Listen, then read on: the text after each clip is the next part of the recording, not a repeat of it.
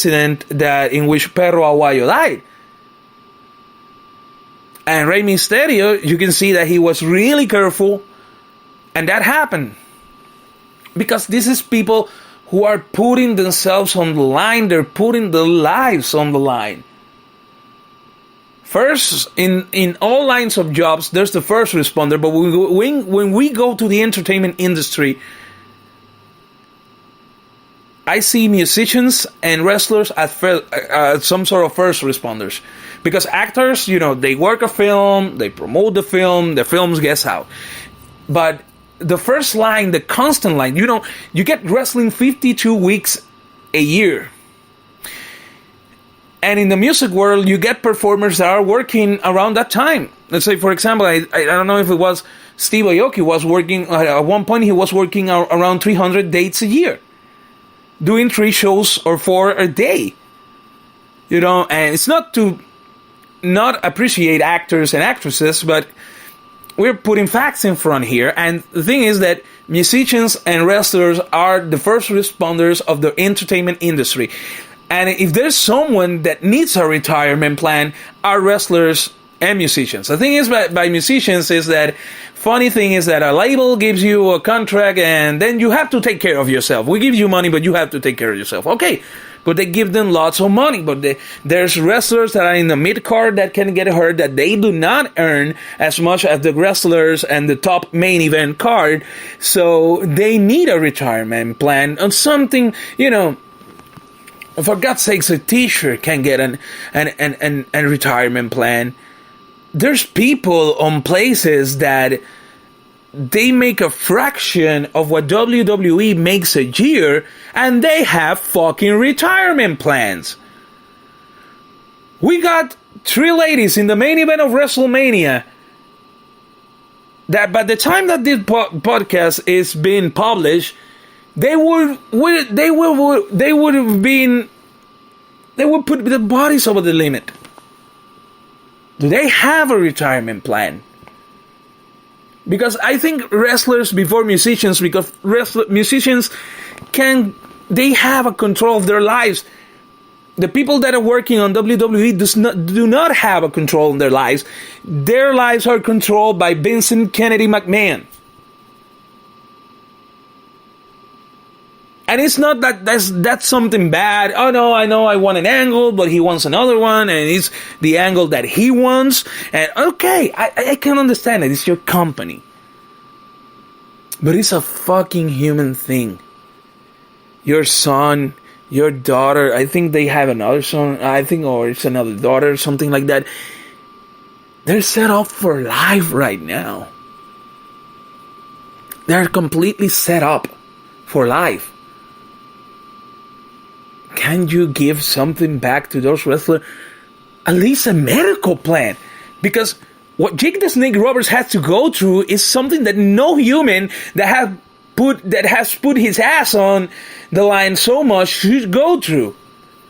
The Talent Wellness Program works to set up a set of rules and care as long as you are an active competitor. But that history, that everything that happened in that ring translate to later years, translate to health problems. And in that part, I have to echo John Oliver's message. Because I can understand smaller promotions that they cannot do that, and you're doing this at your own risk, but this is WWE that we're talking about. And I think John Oliver did the right thing. And I wouldn't be surprised that after we have recorded this, he would appear in WrestleMania. I make some sort of amends or go through a table. At least I'm not in that position. But the thing is that I don't want to shit completely in WWE because I want to get to the good part. And the thing that they had done well, NXT, for example, is an amazing showcase. And it's really amazing because NXT have become this bridge between fans and the WWE, in which they're starting to see some sort of a common ground, and it has helped the WWE to go back from that attitude that if I want to put this guy over, I will put that guy over, And it has helped them in that way, and I think it is really positive. And the way, Triple H has been getting a lot of criticism of some of his decisions through the years, but I think NXT is a goal. It's a really, really, really well greased machine that it actually. NXT right now is the heart of WWE, and you cannot deny that. And the fact that they have devoted an entire section to work as a standalone project in which Mr. McMahon does not have this input to give it its kind of purity, even though it's Triple H there, but Triple H does not have the shadow of his father-in-law, and decisions can be made that is better for the wrestler, that is better to get him over, or get him a better contract, such as PAC at AEW. But the thing is, like, as I told you moments ago, so WWE is not going nowhere. You're gonna be seeing WWE, and it's gonna stay. I would say it still has some good 5-10 years on the top of the world. Maybe I say that it got 20, but it is a guess, because business wise and AEW is right there. We cannot ignore the fact that AEW exists. AEW is right there, and we have to acknowledge that fact. So, I would say that AEW is promising to take care of the things that WWE is not taking care of, but besides giving hearing aids to impaired kids, being one of the first companies of openly, not working in LGBTQ angles, but accepting completely as a management way the LGBTQ community is something really good, but I haven't seen nothing on paper that says that eventually after AEW, because I could slam WWE for hours on the whole retirement, steroids, not taking care of the wrestler, over-exploiting the wrestler. But at the end of the day, it is a Fortune 500 company. Fortune 500 companies are going to behave this way. They only care about money. That does not make them necessarily evil. That just makes them really stupid managing human resources. And the thing is that if AEW does not shows an evidence that they're working on that area, they're just saying that the only comment that we have gone, and I think it was from Chris Jericho, it was the fact that he's making the most money that he has ever made in his life. That's the only thing that we have heard so far about AEW. So they're paying him well, but do they have a retirement program? How is the medical or some sort of wellness program that you have that is better than WWE's? Where are these structural management changes? And I think I don't think they should use the Road or Double or Nothing videos to explain this, because it is really something beautiful. It shouldn't be touched. The way that they're handling the build up to the pay-per-view, to only internet, no TV shows sign. And I think by this time, it's kind of late for a TV show signing for a month before Double or Nothing.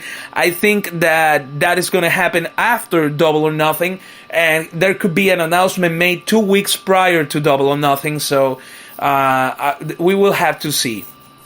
But the thing is that AEW needs to get a forum in which they can address these issues. The wrestlers feel confident, but we haven't seen this huge bandwagon that we thought it was going to happen.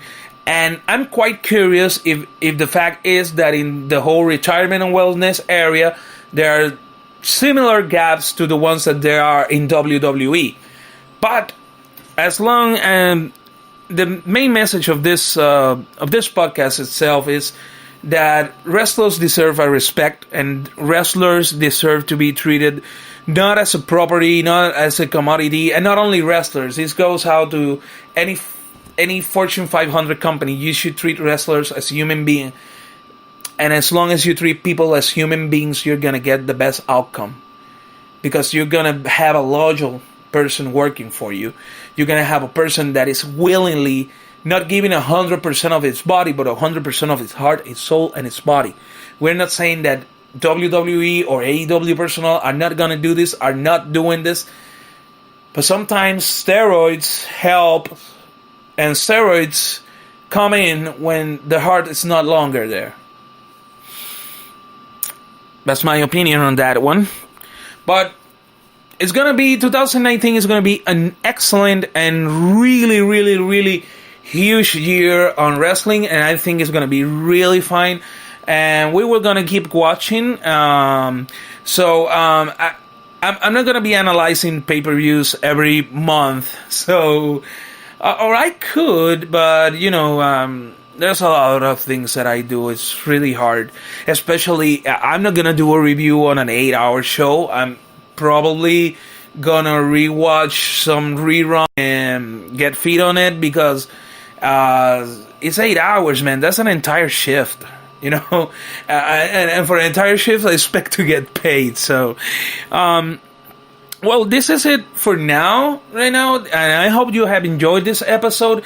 It's really good to talk to you people, and I hope you keep sharing on this.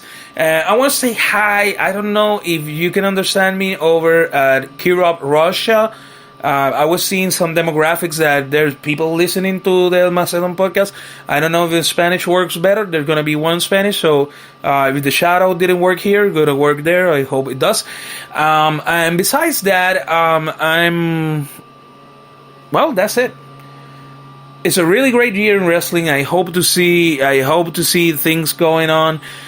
Big shout out to Chris Jericho. Awesome podcast. Awesome move. The way he's managing Fuzzy, I have to give a great shout out to him. I cannot wait until Kenny Omega has been wrestling for a long time. So I'm hoping for some 5-star matches as Double or Nothing rolls in. And we're going to make an analysis we're going to be back and forward with this topic if something really huge breaks out. But for now, this is like the introduction to wrestling. And after Double or Nothing, we're going to balance it out and we're going to pit it against WrestleMania 35. It's a little bit unfair because Double or Nothing is it's not being declared the flagship, but since it is the first one, it would be one of the flagship pay-per-views from AEW, and I hope they keep going on. But the thing is that I'm going to give you a whole complete preview after Double or Nothing has come out, and I'm going to give you a preview of where WWE is going, AEW where it's going. The question right now, why the bandwagon is not bigger if they got so much money and they're doing things differently, we're gonna see soon enough. This is Marcel Macedon Cruz, and this has been the Macedon Podcast. Thank you for joining me. Hope you take really good care. Bye-bye.